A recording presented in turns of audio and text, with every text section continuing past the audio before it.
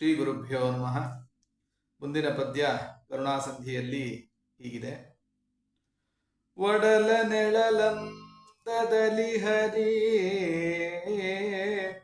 ನಮ್ಮೊಡನೆ ತಿರುಗುವ ಒಂದರ ಕ್ಷಣ ಬಿಡದೆ ಬೆಂಬಲನಾಗಿ ಭಕ್ತಾಧೀನನೆಂದೆನಿಸಿ ತಡೆವ ದುರಿದೌಘಗಳ ಕಾಮದ ಕೊಡುವ ಸಕಲೇಷ್ಟಗಳ ಸಂತತ ನಡೆವ ನಮ್ಮಂದದಲ್ಲಿ ನವಸು ವಿಶೇಷ ಸನ್ಮಹಿಮಾ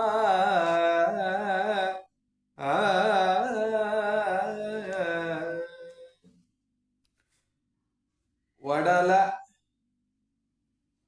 ನೆಳಲಂದದಲ್ಲಿ ಹರಿ ನಮ್ಮೊಡನೆ ತಿರುಗುವ ಒಂದರಕ್ಷಣ,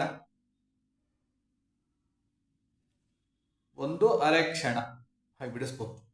ಬಿಡದೆ ಬೆಂಬಲನಾಗಿ ಭಕ್ತಾಧೀನನು ಎಂದೆನಿಸಿ ತಡೆವ ದುರಿತೌಘಗಳ ಕಾಮದ ಕುಡುವ ಸಕಲೇಷ್ಟಗಳ ಸಂತತ ನಡೆವ ನಮ್ಮಂದದಲ್ಲಿ ನವಸುವಿಶೇಷ ಸನ್ಮಹಿಮ. ಪರಮಾತ್ಮ ಭಕ್ತರನ್ನ ಎಡಬಿಡದೆ ರಕ್ಷಣೆಯನ್ನ ಮಾಡ್ತಾ ಇರ್ತಾನೆ. ಹೇಗೆ ಮಾಡ್ತಾನೆ ಅಂತಂದ್ರೆ ಅದಕ್ಕೆ ಹೇಳಿದ್ರು ಒಡಲ ನೆಳಲಂದದಲ್ಲಿ. ಒಡಲ ನೆಳಲು, ಒಡಲು ಅಂತಂದ್ರೆ ನಮ್ಮ ದೇಹ. ದೇಹದಲ್ಲಿ ನಮ್ಮ ದೇಹದಿಂದ ಬರ್ತಾ ಇರತಕ್ಕಂತಹ ನೆಳಲು ಹೇಗಿದೆ, ನೆರಳು. ನೆಳಲು ಅಂತಂದ್ರೆ ನೆರಳು ಅಂತ. ಆ ದೇಹದ ನೆರಳು ನಮ್ಮನ್ನ ಯಾವತ್ತೂ ಕೂಡ ಬಿಟ್ಟಿರೋದಿಲ್ಲ. ನಮ್ಮ ದೇಹದ ನೆರಳು ಯಾವತ್ತೂ ಕೂಡ ನಮ್ಮನ್ನ ಬಿಟ್ಟಿರೋದಿಲ್ಲ. ಹೇಗೋ ಹಾಗೆ ಒಡಲ ನೆಳಲಂದದಲ್ಲಿ ಹರಿ ಪರಮಾತ್ಮ ಬಿಂಬರೂಪಿಯಾಗಿರ್ತಕ್ಕಂತಹ ಪರಮಾತ್ಮ ಏನಿದ್ದಾನೆ ಅವನು ಏನ್ ಮಾಡ್ತಾನೆ, ನಮ್ಮೊಡನೆ ತಿರುಗುವ. ನೆರಳು ಹೇಗೆ ನಮ್ಮನ್ನು ಅನುಸರಿಸಿಕೊಂಡು ಬರ್ತಾ ಇರತ್ತೋ, ದೇಹ ಹೋದಲ್ಲೆಲ್ಲ ಹೇಗೆ ನೆರಳು ಹೋಗ್ತಾ ಇರತ್ತೋ, ಹಾಗೆ ನಮ್ಮೊಡನೆ ತಿರುಗುವ ಪರಮಾತ್ಮ ನಮ್ಮ ಜೊತೆಯಲ್ಲೇ ತಿರುಗ್ತಾ ಇರ್ತಾನಂತೆ. ಎಷ್ಟೊತ್ತು ತಿರುಗ್ತಾನೆ? 1 ಗಂಟೆ ತಿರುಗ್ತಾನ, ಇಲ್ಲ ಅರ್ಧ ಗಂಟೆನೋ, 1 ಗಂಟೆನೋ, 1 ದಿವಸನೋ, ಅಥವಾ 1 ವರ್ಷನೋ? ಇಲ್ಲ. ಅದಕ್ಕೆ ಅಂದ್ರು ಒಂದರಕ್ಷಣ ಬಿಡದೆ. ಒಂದರಕ್ಷಣ, ಅರ್ಧ ಕ್ಷಣವೂ ಬಿಟ್ಟಿರೋದಿಲ್ವಂತೆ. ಒಂದರಕ್ಷಣ ಬಿಡದೆ ಬೆಂಬಲನಾಗಿ, ಬೆಂಗಾವಲಾಗಿರ್ತಾನಂತೆ ಭಕ್ತರಿಗೆ. ಬೆಂಗಾವಲಾಗಿ ಪರಮಾತ್ಮ ನಿಂತಿರ್ತಾನೆ. ನಿಂತು ಭಕ್ತಾಧೀನನೆಂದೆನಿಸಿ. ಭಕ್ತ ಪರಾಧೀನ ಅಂತ ಪರಮಾತ್ಮನಿಗೆ ಹೆಸರು. ಹಾಗೆ ಪರಮಾತ್ಮ ಕರೆಸಿಕೊಳ್ತಾ ಇದ್ದಾನೆ. ತಿರುಗುವ, ಸಂಚಾರ ಮಾಡ್ತಾ ಇರ್ತಾನಂತೆ. ಭಕ್ತಾಧೀನನೆಂದೆನಿಸಿ ಅವನೇನ್ ಮಾಡ್ತಾನೆ, ತಿರುಗುವ. ತಡೆವ ದುರಿತೌಘಗಳ ಕಾಮದ ಕೊಡುವ. ತಡೆವ ದುರಿತೌಘಗಳ. ದುರಿತೌಘ ಅಂತಂತಂದ್ರೆ ದುರಿತ ಅಂದ್ರೆ ಪಾಪ, ಪಾಪಗಳ ಸಮೂಹ. ಅದೆಲ್ಲವನ್ನು ಕೂಡ ತಡೆವ, ಅದು ಬರದಂತೆ ಮಾಡ್ತಾನೆ. ಪಾಪಗಳನ್ನೆಲ್ಲ ಪರಿಹಾರ ಮಾಡ್ತಾನೆ. ಪಾಪಗಳು ಬರದೇ ಇರೋ ಹಾಗೆ ಮಾಡ್ತಾನೆ. ತಡೆವ ದುರಿತೌಘಗಳ ಕಾಮದ ಅಂತ. ಪರಮಾತ್ಮ ಎಂಥವನು ಅಂತಂದ್ರೆ ಭಕ್ತರು ಏನೇನು ಬೇಡ್ತಾರೋ ಎಲ್ಲವನ್ನ ಕೊಡ್ತಾನೆ. ಕಾಮದ, ಕಾಮಾನ್ನ ದದಾತಿ. ಏನೇನು ಬಯಸ್ತಾರೋ ಎಲ್ಲವನ್ನ ಕೊಡ್ತಾ ಇದ್ದಾನೆ ಪರಮಾತ್ಮ. ಅದಕ್ಕೆ ಅವನಿಗೆ ಕಾಮದ ಅಂತ ಹೆಸರು.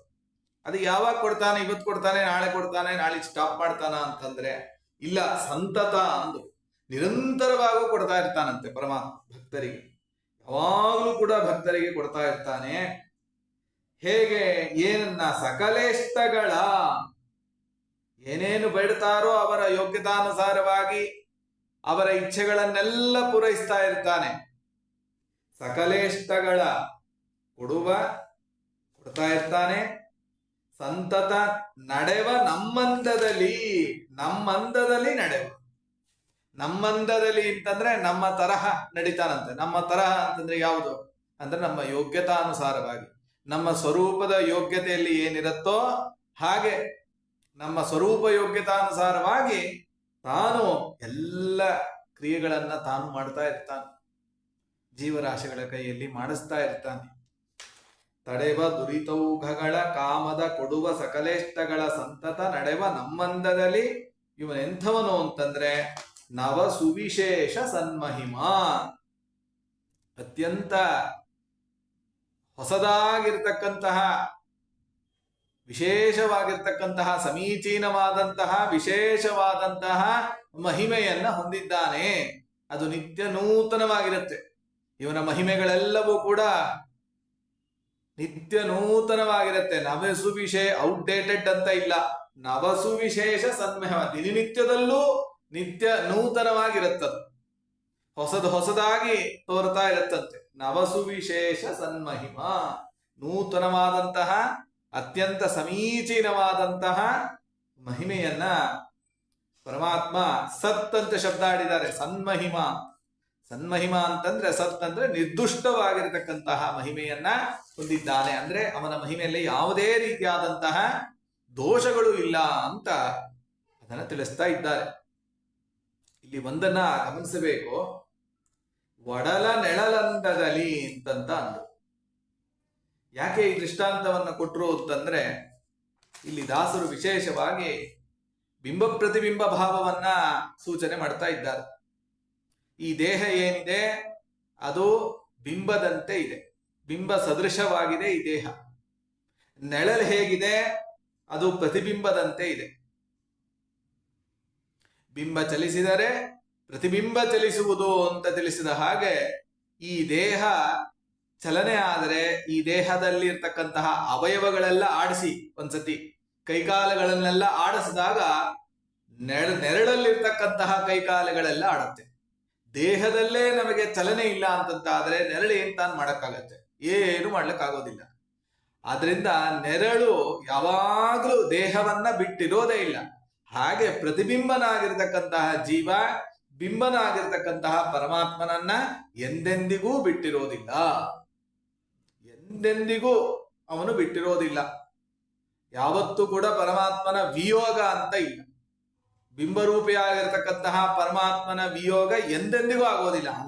ಅನಂತ ಕಾಲದವರೆಗೆ ಆ ಜೀವನಿಗೆ ಯಾವುದೇ ರೀತಿಯಾದಂತಹ ದೇಹ ಬರಲಿ, ಅದು ಯಾವುದೇ ರೀತಿಯಾದಂತಹ ಜನ್ಮಗಳು ಬರಲಿ, ಕತ್ತೆ ಆಗ್ಬೋದು, ಕುದುರೆ ಆಗ್ಬೋದು, ನಾಯಿ ಆಗ್ಬೋದು, ಮುಂದೆ ಏನೇನ್ ಜನ್ಮಗಳು ಬರುತ್ತೋ ಗೊತ್ತಿಲ್ಲ, ಹಿಂದೆ ಏನೇನ್ ಜನ್ಮಗಳು ಬಂದಿದೆಯೋ ಗೊತ್ತಿಲ್ಲ, ಯಾವುದೇ ಜನ್ಮಗಳು ಬರಲಿ, ಪರಮಾತ್ಮ ಏನ್ ಮಾಡ್ತಾನೆ, ಬಿಂಬರೂಪಿಯಾಗಿ ಎಂದೆಂದಿಗೂ ಹೊರಹೋಗೋದಿಲ್ಲ. ಬಿಂಬರೂಪಿಯಾಗಿ ಹೊರಟೋದ, ಅವನ ರೂಪವನ್ನ ತೆಗೆದು ಬಿಟ್ಟ ಅಂತ ಇಲ್ವೇ ಇಲ್ಲ. ಅಕಸ್ಮಾತ್ ಒಂದು ವೇಳೆ ತೆಗೆದ ಅಂತಂದ್ರೆ ಜೀವನೇ ನಾಶ ಆಗ್ಬಿಡುತ್ತೆ. ಆದ್ರಿಂದ ಆ ತರ ಮಾಡೋದಿಲ್ಲ ಎಂದೆಂದಿಗೂ. ಜೀವ ಹೇಗೆ ಅನಾದಿ ನಿತ್ಯನೋ, ಪರಮಾತ್ಮ ಹೇಗೆ ಅನಾದಿ ನಿತ್ಯನೋ ಹಾಗೆ ಜೀವನು ಅನಾದಿ ನಿತ್ಯ. ಯಾಕೆ ಅಂತಂದ್ರೆ ಪರಮಾತ್ಮನಿಂದ ನಿತ್ಯನಾಗಿರ್ತಕ್ಕಂತಹ ಪರಮಾತ್ಮನ ಸನ್ನಿಧಾನ, ಬಿಂಬರೂಪಿ ಆಗಿರ್ತಕ್ಕಂತಹ ಪರಮಾತ್ಮನ ಸನ್ನಿಧಾನ ಪ್ರತಿಬಿಂಬನಾಗಿರ್ತಕ್ಕಂತಹ ಜೀವನಲ್ಲಿ ಇದ್ದೇ ಇರುತ್ತೆ. ದೇಹದ ನೆರಳಿಗೆ ಕ್ರಿಯೆ ಇಲ್ಲ. ಕ್ರಿಯೆ ಏನಿದೆ ಅದು ದೇಹದ ನೆರಳಿಗೆ ಸ್ವತಂತ್ರವಾಗಿ ಇಲ್ಲ. ದೇಹದಲ್ಲಿ ನೀವು ಚಲನೆಯನ್ನು ಮಾಡಿದ್ರೆ, ಕೈಕಾಲುಗಳನ್ನು ಆಡಿಸಿದ್ರೆ ನೆರಳಲ್ಲಿ ಚಲನೆ ಬರುತ್ತೆ. ಹೇಗೋ ಹಾಗೆ ಇಲ್ಲೂ ಕೂಡ ಪ್ರತಿಬಿಂಬನಾಗಿರತಕ್ಕಂತಹ ಜೀವನಿಗೆ ಸ್ವಾತಂತ್ರ್ಯ ಇಲ್ಲ. ಪ್ರತಿಬಿಂಬರಾಗಿರ್ತಕ್ಕಂತಹ ನಮಗೆಲ್ಲರಿಗೂ ಕೂಡ ಕಿಂಚಿತ್ತೂ ಸ್ವಾತಂತ್ರ್ಯ ಇಲ್ಲ. ಅಂದ್ರೆ ಬಿಂಬರೂಪಿಯಾಗಿ ಪರಮಾತ್ಮ ಒಳಗಡೆ ನಿಂತು ಈ ಕ್ರಿಯೆಗಳನ್ನ ಮಾಡಿಸಿದ್ರೆ ಪ್ರತಿಬಿಂಬದಲ್ಲಿ ಚಲನೆ ಬರುತ್ತೆ. ಅಂದ್ರೆ ಪ್ರತಿಬಿಂಬರಾಗಿರ್ತಕ್ಕಂತಹ ನಾವು ಜೀವರಾಶಿಗಳು ಕೈಗಾಲುಗಳನ್ನ ಅಲಗಾಡಿಸಲಿಕ್ಕೆ ಸಾಧ್ಯ. ಬಿಂಬರೂಪಿಯಾಗಿರ್ತಕ್ಕಂತಹ ಪರಮಾತ್ಮ ಆ ಕ್ರಿಯೆಗಳನ್ನ ಮಾಡಿಸ್ಲಿಲ್ಲ ಅಂತಂತಾದ್ರೆ ಪ್ರತಿಬಿಂಬರಾದಂತಹ ಜೀವರಾಶಿಗಳ ಕೈಯಲ್ಲಿ ಏನೂ ಮಾಡಲಿಕ್ಕೆ ಸಾಧ್ಯ ಇಲ್ಲ ಅಂತ ಸೂಚನೆ ಮಾಡ್ಲಿಕ್ಕೋಸ್ಕರವಾಗಿ ಒಡಲ ನೆಳಲಂದದಲ್ಲಿ ಹರಿ ಹರಿ ಅಂತಾನೆ ಶಬ್ದ ಆಡ್ಬಿಟ್ಟಿದ್ದಾರೆ.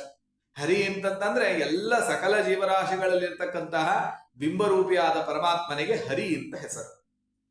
ಹರಿ ಅಂತಾನೆ ವಿಶೇಷವಾಗಿ ಇಲ್ಲಿ ಶಬ್ದವನ್ನ ಆಡಿದ್ದಾರೆ. ಅಂತಹ ಬಿಂಬರೂಪಿ ಆಗಿರ್ತಕ್ಕಂತಹ ಪರಮಾತ್ಮ ಸದಾಕಾಲ ಭಕ್ತರ ಅಧೀನನಾಗಿದ್ದಾನೆ. ಭಕ್ತರ ಅಧೀನ ಅಂದ್ರೆ ಏನ್ ಮಾಡ್ತಾನೆ ಪರಮಾತ್ಮ ಅಂತಂದ್ರೆ, ಯಾವಾಗ ತನ್ನ ಸರ್ವೋತ್ತಮತ್ವಾದಿ ಮಹಿಮೆಗಳಿದೆಯಲ್ಲ, ಸರ್ವೋತ್ತಮತ್ವ, ಗುಣಪೂರ್ಣತ್ವ, ದೋಷದೂರತ್ವ, ಇದೆಲ್ಲ ಸಾಕಷ್ಟು ಬೇರೆ ಬೇರೆ ಮಹಿಮೆಗಳೆಲ್ಲ ಇದೆ. ಈ ಮಹಿಮೆಗಳೆಲ್ಲ ಆಚ್ಛಾದಿತವಾಗ್ಬಿಡುತ್ತೆ, ಅಂದ್ರೆ ಮುಚ್ಚೋಗ್ಬಿಡುತ್ತೆ. ಯಾವಾಗ ಮುಚ್ಚೋಗ್ಬಿಡುತ್ತೆ? ಯಾಕೆಂದ್ರೆ ಅಭಕ್ತರಾದವರು ಪರಮಾತ್ಮನ ಮಹಿಮೆಗಳೆಲ್ಲ ಮುಚ್ಚಾಕಿ ಬಿಡುತ್ತಾರೆ. ಯಾವಾಗ ಅಭಕ್ತರಿಂದ ಈ ಮಹಿಮೆಗಳೆಲ್ಲ ಮುಚ್ಚಲ್ಪಡುತ್ತದೆ, ಅವಾಗ ಪರಮಾತ್ಮ ಏನ್ ಮಾಡ್ತಾನೆ, ಅದನ್ನ ತೆಗೆಸಲಿಕ್ಕೋಸ್ಕರವಾಗಿ, ಅಂದ್ರೆ ಅಲ್ಲಿ ಭಕ್ತರಿಂದ ಪ್ರಕಾಶ ಮಾಡಿಸ್ಲಿಕ್ಕೋಸ್ಕರವಾಗಿ ಭಕ್ತರ ಅಧೀನ ಅಂತ ಕರೆಸ್ಕೊಡ್ತಾನೆ.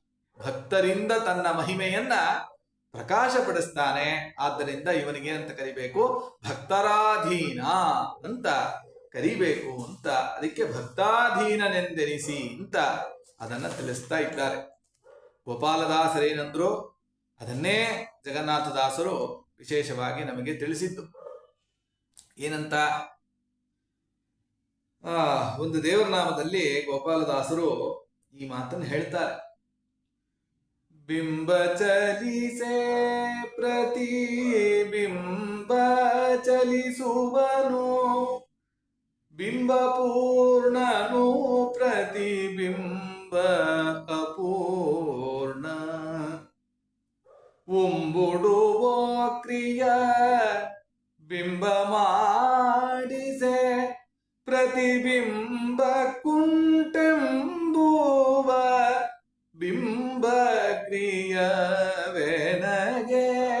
ಇದೆ ಪಾಲಿಸಿದೆ ಪಾಲಿಸಿದೆ ಪಾಲಿಸಯ್ಯ.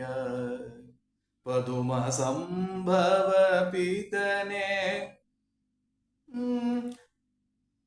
ಪದೋಪದಿಗೆ ಯಮಗಿನ್ನು ಇದೆ ಪಾಲಿಸಿದೆ ಪಾಲಿಸಿದೆ ಪಾಲಿಸಯ್ಯ. ಬಿಂಬ ಚಲಿಸೆ ಪ್ರತಿಬಿಂಬ ಚಲಿಸುವನು ಒಡಲಳಂದದಲ್ಲಿ. ಇದನ್ನೇ ಗೋಪಾಲದಾಸರು ಏನ್ ಹೇಳಿದ್ರು ಅದನ್ನೇ ಟ್ರಾನ್ಸ್ಲೇಟ್ ಮಾಡಿದ್ದಾರೆ ಜಗನ್ನಾಥ. ಇನ್ನೊಂದು ರೀತಿಯಲ್ಲಿ ಜಗನ್ನಾಥದಾಸರು ಅದನ್ನು ಹೇಳಿದ್ದಾರೆ. ಬಿಂಬ ಪೂರ್ಣನು ಪ್ರತಿಬಿಂಬ ಅಪೂರ್ಣ. ಉಂಬುಡುವ ಕ್ರಿಯ, ಉಂಬೋದು ಉಡೋದು ಎಲ್ಲ ಕ್ರಿಯೆಗಳು ಕೂಡ ಆ ಬಿಂಬರೂಪಿಯಾಗಿರ್ತಕ್ಕಂತಹ ಪರಮಾತ್ಮ ಮಾಡಿಸ್ತಾ ಇರಬೇಕಾದ್ರೆ ಪ್ರತಿಬಿಂಬರಾದಂತಹ ನಮ್ಮ ಜೀವರಾಶಿಗಳ ಕೈಯಲ್ಲಿ ಏನಿದೆ? ಏನೂ ಇಲ್ಲ. ಅದಕ್ಕೆ ಬಿಂಬ ಚಲಿಸಿದರೆ ಪ್ರತಿಬಿಂಬ ಚಲಿಸುವುದು. ಬಿಂಬ ಚಲಿಸಿದರೆ ಮಾತ್ರ ಪ್ರತಿಬಿಂಬರಾಗಿರ್ತಕ್ಕಂತಹ ಜೀವರಾಶಿಗಳ ಕೈಯಲ್ಲಿ ಏನಾರು ಕೆಲಸಗಳು ಇತ್ಯಾದಿಗಳೆಲ್ಲ ಆಗತ್ತೆ. ಅದರಿಂದ ಸಂಪೂರ್ಣ ನಾವೆಲ್ಲರೂ ಕೂಡ ಸ್ವತಂತ್ರರು. ಪರಮಾತ್ಮನೊಬ್ಬನೇ ಸ್ವತಂತ್ರ. ಸ್ವತಂತ್ರಂ ಅಸ್ವತಂತ್ರಂ ಚ ದ್ವಿವಿಧಂ ತತ್ವಮಿಷ್ಯತೆ ಅಂತ ಆಚಾರ್ಯ ತಿಳಿಸಿದ ಹಾಗೆ ಎರಡೇ ತತ್ವ, ಒಂದು ಸ್ವತಂತ್ರ ತತ್ವ, ಇನ್ನೊಂದು ಅಸ್ವತಂತ್ರ ತತ್ವ. ನಾವೆಲ್ಲ ಸದಾಕಾಲ ಸಾಧನೆ ಎಲ್ಲಿಗಿರಬೇಕು ಅಂತಂದ್ರೆ ಈ ಚಿಂತನೆಯಲ್ಲಿರಬೇಕು. ಸದಾಕಾಲ ಈ ಚಿಂತನೆ ನಮಗಿರಬೇಕು. ನಾವು ಅಸ್ವತಂತ್ರರು, ಅವನು ಸ್ವತಂತ್ರ. ಸ್ವತಂತ್ರನಾಗಿ ಅವನು ಏನೇನು ಕೆಲಸಗಳನ್ನ ನಮ್ಮ ಕೈಯಲ್ಲಿ ಮಾಡಿಸ್ತಾನೋ ಅಷ್ಟೇ. ಅವನು ಮಾಡಿಸ್ಲಿಲ್ಲ ಅಂತಂತಾದ್ರೆ ಯಾವ ಕೆಲಸಗಳು ಆಗೋದಿಲ್ಲ. ನೀವು ತಿಪ್ಪರ್ ಲಾಗ ಹೊಡೆದ್ರು ಅವನ ಇಚ್ಛೆಗೆ ಬರ್ಲಿಲ್ಲ ಅಂತಂತಾದ್ರೆ, ಅವನು ನಿಂತು ಮಾಡಿಸ್ಲಿಲ್ಲ ಅಂತಂತಾದ್ರೆ ಆಗೋದಿಲ್ಲ. ಅದರಿಂದ ಸದಾಕಾಲ ಭಕ್ತರ ಅಧೀನನಾಗಿರ್ತಾನೆ. ಭಕ್ತರು ಅಂತಂದ್ರೆ ಯಾರು ವಿಶೇಷವಾಗಿ ಪರಮಾತ್ಮನಲ್ಲಿ ಮಹಾತ್ಮ್ಯ ಜ್ಞಾನಪೂರ್ವಕವಾದ ಭಕ್ತಿಯನ್ನ ಮಾಡ್ತಾ ಇರ್ತಾರೆ ಅಂತವರಿಗೆ ಅಧೀನನಾಗಿದ್ದುಕೊಂಡು ಪರಮಾತ್ಮ ವಿಶೇಷವಾಗಿ ಅವರಿಗೆ ಅನುಗ್ರಹವನ್ನ ಮಾಡ್ತಾನೆ. ಬೆಂಬಲನಾಗಿ ನಿಂತಿರ್ತಾನೆ. ಬೆಂಗಾವಲನಾಗಿ ನಿಂತು ಪರಿಪರಿಯಲ್ಲೂ ಕೂಡ ಅವರನ್ನ ರಕ್ಷಣೆ ಮಾಡ್ತಾ ಇರ್ತಾನೆ ಅಂತ ದಾಸರಾಯರು ವಿಶೇಷವಾಗಿ ಈ ಪದ್ಯದಲ್ಲಿ ನಮಗೆ ತಿಳಿಸ್ತಾ ಇದ್ದಾರೆ. ಕೃಷ್ಣಾರ್ಪಣ.